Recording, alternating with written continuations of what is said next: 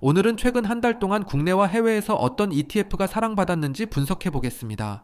가장 많이 매수한 ETF와 가장 많이 매도한 ETF를 보며 내 계좌도 점검해 보세요.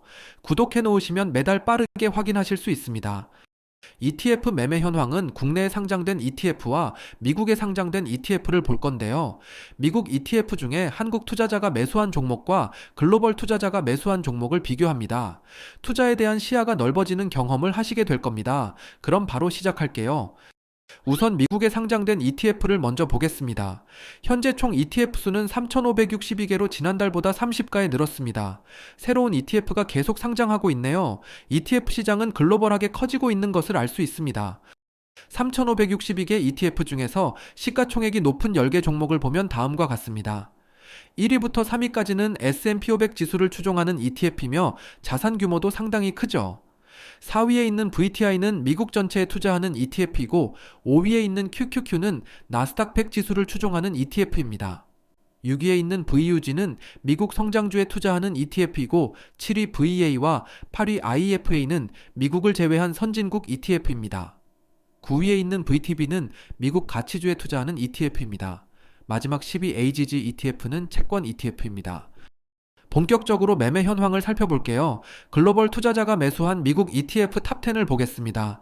1위는 독보적인 매수로 IVV가 차지했습니다. S&P 500 지수 추종 ETF죠. 109억 달러의 매수가 들어왔네요.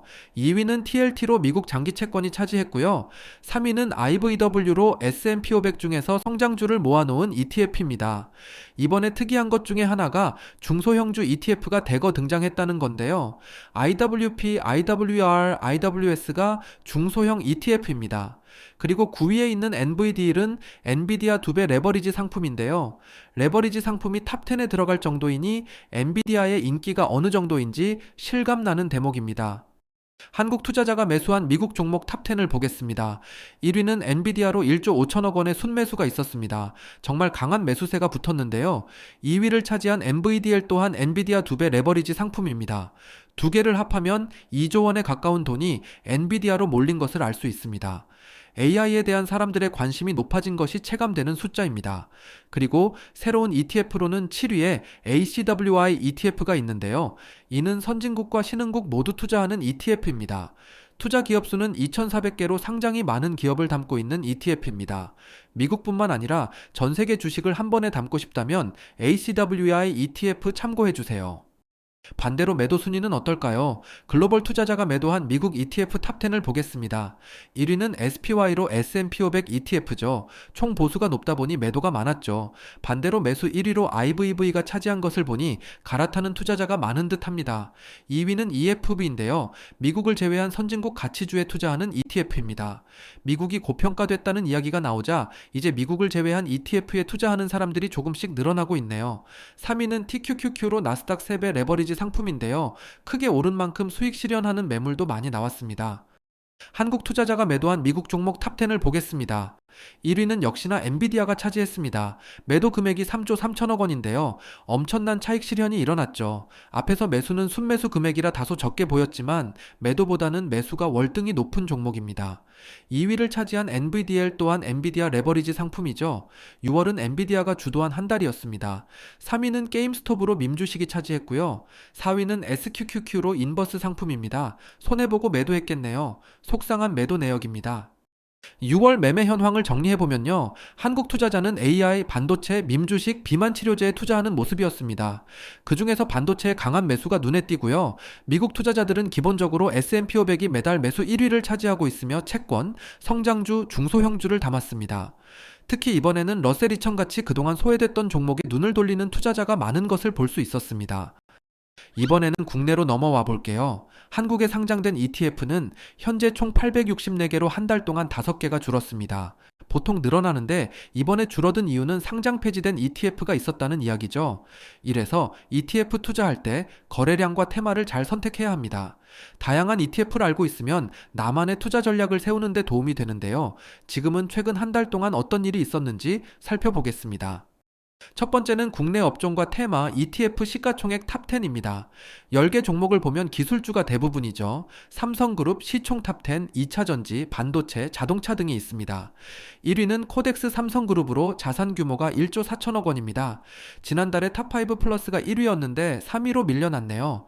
최근 3개월 동안 수익률이 가장 높은 종목은 코덱스 탑5 플러스로 10% 상승했습니다.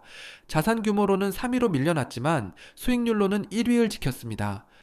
두 번째는 국내 상장된 해외 ETF 시가총액 탑10입니다. 10개 종목을 보면 S&P 500, 나스닥 100, 빅테크 그리고 반도체가 대부분이죠.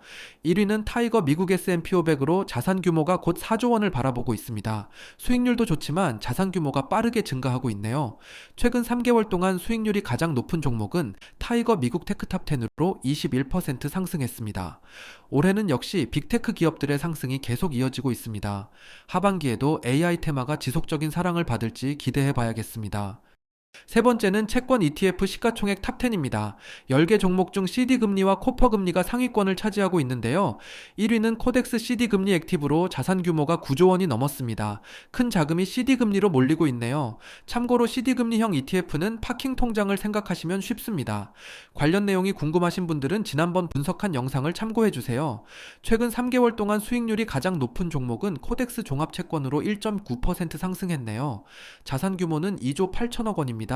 요즘 여유자금을 어떻게 관리해야 하나 고민이 많으실 텐데요. 금리형 ETF를 검토해 보시면 도움되실 겁니다.